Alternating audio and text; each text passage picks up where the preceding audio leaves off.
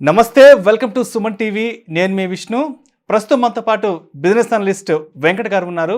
So వారితో మాట్లాడి stock మార్కెట్కి సంబంధించిన అనేక రకాల ఆసక్తికరమైన విషయాలను వారి మాటల్లోనే అడిగి తెలుసుకుందాం. నమస్తే వెంకట్ గారు. నమస్తే అండి. సార్, ఎలా ఉన్నారు? చాలా బాగున్నానండి. సో నాకు ఎప్పటి నుంచో ఒక డౌట్ ఉంది. ఈ స్టాక్ మార్కెట్లో అంటే ఫస్ట్ టైం ఎవరైతే ఈ స్టాక్ మార్కెట్లోకి రావాలనుకుంటున్నారో సో వాళ్ళు స్టాక్ మార్కెట్లో ఇన్వెస్ట్ చేయడం బెటర్ అంటారా, లేదంటే మ్యూచువల్ ఫండ్స్లో ఇన్వెస్ట్ చేయడం బెటర్ అంటారా? సో దాని గురించి ఒకసారి క్లియర్ కట్గా వివరించండి. కొత్తగా ఎవరైతే స్టాక్ మార్కెట్లోకి వద్దాం అనుకుంటున్నారో లేదా ఇన్వెస్ట్మెంట్ చేద్దాం అనుకుంటున్నారో వాళ్ళ ముందు రెండు ప్రత్యామ్నాయాలు ఉన్నాయండి. ఒకటి, మ్యూచువల్ ఫండ్స్లో ఇన్వెస్ట్ చేయటమా, లేకపోతే డైరెక్ట్గా మనం స్టాక్ మార్కెట్లో స్టాక్స్లో పెట్టుకోవటమా. చాలామందికి ఈ కన్ఫ్యూజన్ ఉంటుందండి. మ్యూచువల్ ఫండ్స్లో అయితే ఏంటి అంటే మనకి డైరెక్ట్గా ఏదో ఒక ఫండ్ హౌస్ని చూస్ చేసుకుంటాం. దాంట్లో ప్రతి నెల కానీ లేకపోతే లంసంగా కానీ వాళ్ళ దగ్గర ఉన్న ఫెసిలిటీని బట్టి ఇన్వెస్ట్ చేసుకుంటూ వెళ్ళిపోతూ ఉంటారు. దానికి పెద్దగా విషయ పరిజ్ఞానం అక్కర్లేదు. స్టాక్ మార్కెట్ ఎట్లా వెళ్తుంది ఏంటి అనేది కూడా తెలుసుకోవాల్సిన అవసరం కూడా లేదు. కానీ స్టాక్ మార్కెట్లో ఇన్వెస్ట్ చేద్దాం అనుకునే వాళ్ళకి ఎవరికైనా సరే బోల్డని సందేహాలు ఉంటాయండి. ఎందుకు అంటే ఏ స్టాక్లో పెట్టాలి, ఎప్పుడు పెట్టాలి, ఎంత పెట్టాలి, ఇలాంటి విషయాలు చాలా వరకు కన్ఫ్యూజన్గా ఉంటాయి. ఇప్పుడు మనం రెండు రకాల ఎక్స్చేంజ్లు తీసుకుంటే మనకి ఇండియాలో ఉన్న రెండు రకాల ఎక్స్చేంజ్లు ఎన్ఎస్సి కానీ బిఎస్సి కానీ. ఎన్ఎస్సిలో దగ్గర మనకి 1500 స్టాకులు ఉన్నాయి. అలాగే బిఎస్సిలో వచ్చేసరికి దగ్గర 5000 స్టాకులు ఉన్నాయి. ఇందులో మనం ఏ స్టాక్ని మనం చూస్ చేసుకోవాలి, ఏ టైంలో చూస్ చేసుకోవాలనే విషయం చాలామందికి తెలియదు అనమాట. కాబట్టి చాలామందికి ఈ సందేహాలు ఉన్నాయండి. మ్యూచువల్ ఫండ్స్ అయితే ఏమో ఏమీ తెలియకుండా మనం కావాల్సింది పెట్టుకుంటూ వెళ్ళిపోతాం. అదే స్టాకుల్లోకి వచ్చేసరికి ఎలా పెట్టుకోవాలి, దీనికి పెద్ద విషయ పరిజ్ఞానం కూడా అవసరం లేదండి. చిన్న కామన్ సెన్స్ టెక్నిక్ ఒకటి ఉందండి. అది వాడితే మనం స్టాకుల్లో కూడా చక్కగా పెట్టుకుని ఎక్కువ రిటర్న్స్ని మనం తీసుకోవచ్చు అనమాట. ఇప్పుడు మనం ఏదైతే మనం మ్యూచువల్ ఫండ్స్లో పెట్టుకుంటున్నామో వాళ్ళు కూడా చివరికి తీసుకువెళ్ళి స్టాక్ మార్కెట్లోనే ఇన్వెస్ట్ చేస్తారు ఎక్కువగా. మనం ఏదైతే ఈక్విటీ బేస్డ్ ఫండ్స్ ఉన్నాయో అవన్నీ కూడా తీసుకువెళ్ళి మళ్ళీ స్టాకుల్లోనే ఇన్వెస్ట్ చేస్తారు. అలా ఇన్వెస్ట్ చేసినప్పుడు వాళ్ళ సర్వీసెస్ మనకి ఇచ్చినందుకు కొంత మొత్తం ఫీజు కింద తీసుకుంటారు. సో ఈ విధంగా మనకు వచ్చే లాభంలో కొంతమేర వాళ్ళకి ఫీజులుగా కానీ ఎంట్రీ లోడ్ ఎగ్జిట్ లోడ్లు మీద కొద్దిగా రిటర్న్స్ మనం తగ్గించుకోవాల్సి వస్తుంది. అలాగే డివిడెంట్లు ఇస్తే ఆ డివిడెంట్లకు కూడా మనకి రావన్నమాట. కానీ అదే మనం డైరెక్ట్గా స్టాక్ మార్కెట్ కనుక స్టాకులు చూస్ చేసుకుని పెట్టుకుంటే ఈ డివిడెంట్లు ఏదైతే ఉన్నాయో అవి మనం ఆస్వాదించవచ్చు. అలాగే మనకు కావాల్సిన విధంగా మనం స్టాక్ను సెలెక్ట్ చేసుకుని దానిలో వచ్చే మ్యాక్సిమం రిటర్న్ని మనం తీసుకోవడానికి అవకాశం ఉంటుంది. ఇప్పుడు మనం స్టాకులు చూస్ చేసుకోవాలి అంటే చాలామందికి ఏదో పెద్ద రాకెట్ సైన్స్, చాలా కష్టమైన విషయం, ఎలా చేసుకోవాలి అనే సందేహాలు చాలా వస్తాయండి. అలాగే నేను ఐటీ ఫీల్డ్లో జాబ్ చేస్తున్నాను, లేకపోతే నేను బిజినెస్ చేస్తున్నాను, నాకు ఈ స్టాక్ మార్కెట్ మీద అవగాహన లేదు, ఇవి చూసుకోవాలంటే పెద్ద పెద్ద అనలిస్టులు అవసరం, దీనికి చార్ట్లను ఉంటాయి, లేకపోతే బ్యాలెన్స్ షీట్లు చదవాలని ఉంటాయి, ఫైనాన్షియల్ డాక్యుమెంట్లు చదవాలని ఉంటాయి, అవన్నీ మా వల్ల కాదు, సాధ్యం కాదు, అసాధ్యం అని అనుకుంటారు.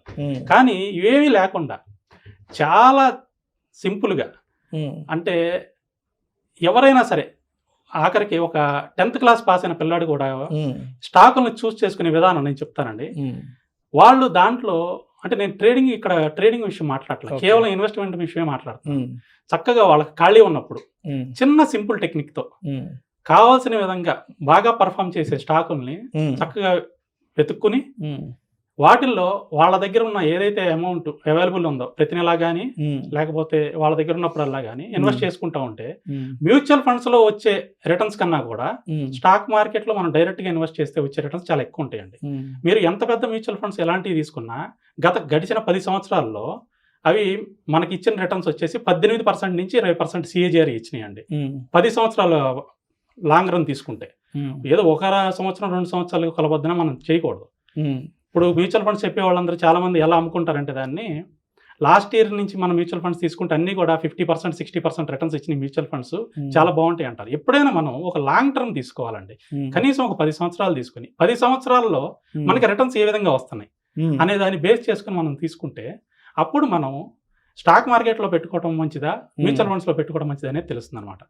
ఇప్పుడు మనం స్టాక్స్ని మనం సొంతగా ఎలా చేసుకోవాలి అంటే చాలా సింపుల్ టెక్నిక్ అండి. మనందరికీ తెలిసిందే మనీ కంట్రోల్ వెబ్సైట్ అనేది ఒకటి ఉంది. అవును. ఆ మనీ కంట్రోల్ వెబ్సైట్ కానీ లేదా ఇంకా చాలా వెబ్సైట్లు ఉన్నాయండి స్టాకులకు సంబంధించి కానీ మ్యూచువల్ ఫండ్స్ సంబంధించి కానీ. మీరు ఆ వెబ్సైట్లోకి వెళ్ళి ఆ వెబ్సైట్లో టాప్ పర్ఫార్మింగ్ మ్యూచువల్ ఫండ్స్ అనేది చూడండి. టాప్ పర్ఫార్మింగ్ మ్యూచువల్ ఫండ్సే చూడాలండి. దానిలో మనకి మ్యూచువల్ ఫండ్స్లో చాలా రకాలు ఉన్నాయండి. స్మాల్ క్యాప్ అని, మిడ్ క్యాప్ అని, లార్జ్ క్యాప్ అని, మల్టీ క్యాప్ అని, డైవర్సిఫైడ్ అని, తర్వాత డెట్ ఫండ్స్ అని, ఇలా రకరకాలు ఉంటాయి. మనం ఫస్ట్ వెతుక్కోవాల్సింది ఏంటి అంటే లార్జ్ క్యాప్ మ్యూచువల్ ఫండ్స్ చూడాలండి. ఈ లార్జ్ క్యాప్ మ్యూచువల్ ఫండ్స్లో టాప్ 3 లాస్ట్ 10 yearsలో టాప్ 3 పర్ఫార్మెన్స్ మనం తీసుకోవాలండి. తీసుకున్న తర్వాత ఆ 3 మ్యూచువల్ ఫండ్స్లోంచి ప్రతి మ్యూచువల్ ఫండ్స్లో ఉన్న పోర్ట్ఫోలియోని మనం తీసుకోవాలండి. పోర్ట్ఫోలియోలో ఏమేమి స్టాక్స్ ఉన్నాయనేది ఒక పేపర్ మీద రాసుకోండి. అలా మూడిట్లకి సంబంధించిన పోర్ట్ఫోలియోలు మీరు పేపర్ మీద రాసుకోండి. ఈ మూడిట్లో మీకు కామన్గా కొన్ని స్టాక్స్ ఉంటాయండి. ఏ 3 మ్యూచువల్ ఫండ్స్లో ఉన్న స్టాక్స్ సమానంగా ఉండవండి. దీంట్లో ఒక 20 ఉంటే దాంట్లో 20 ఉంటే ఇంకో దాంట్లో 20-25 ఉన్నాయి అనుకోండి. దీంట్లో కొన్ని స్టాక్స్ ఉంటాయి, దాంట్లో కొన్ని ఉంటాయి, మూడో దాంట్లో కొన్ని ఉంటాయండి. ఈ మూడిట్లో ఈక్వల్గా అంటే ఒకటే స్టాకు మూడిట్లో ఉంటుందండి కొన్ని. ఇప్పుడు ఫర్ ఎగ్జాంపుల్ రిలయన్స్ ఉందనుకోండి, మూడిట్లో రిలయన్స్ ఉందనుకోండి, ఆ రిలయన్స్ పేపర్ మీద రాసుకోండి. మూడిట్లో ఇన్ఫోసిస్ ఉందనుకోండి, ఇన్ఫోసిస్ పేపర్ మీద రాసుకోండి. అలా మూడిట్లో ఉన్న స్టాక్స్ మీరు పేపర్ మీద రాసుకోండి. ఇది లార్జ్ క్యాప్ అని పెట్టుకోండి హెడ్డింగ్, దాని కింద రాసుకోండి. అలాగే మిడ్ క్యాప్ లో టాప్ పర్ఫార్మెన్స్ మ్యూచువల్ ఫండ్స్ తీసుకోండి. గత 10 సంవత్సరాల్లో ఇది ఎట్లా పర్ఫార్మ్ చేసింది అంటే ఎంత పర్సెంటేజ్ హైయెస్ట్ రిటర్న్స్ ఇచ్చిన మ్యూచువల్ ఫండ్స్ మాత్రమే మనం తీసుకుంటాం. మళ్ళీ వీటిల్లో కూడా ఇలాగే కామన్ గా ఉండే స్టాక్స్ ని మనం పేపర్ మీద రాసుకోండి. అలాగే స్మాల్ క్యాప్, ఈ స్మాల్ క్యాప్ లో కూడా మనం కామన్ గా ఉండే స్టాక్స్ ని పేపర్ మీద రాసుకోండి.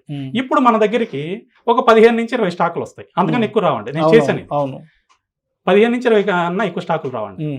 ఈ 15 నుంచి 20 ఉన్న స్టాకులు ఏదైతే ఉన్నాయో ఇవన్నీ కూడా మనకి మ్యూచువల్ ఫండ్స్ వాళ్ళు కొనుక్కున్న స్టాక్స్. అంటే మ్యూచువల్ ఫండ్స్ వాళ్ళు ఎంతో జాగ్రత్తగా వీటిని అనాలిసిస్ చేసి వాటి బ్యాలెన్స్ షీట్లు అన్ని చదివి కంపెనీల గురించి తెలుసుకుని వాళ్ళు మ్యూచువల్ ఫండ్స్ లో పెట్టుకున్నారు.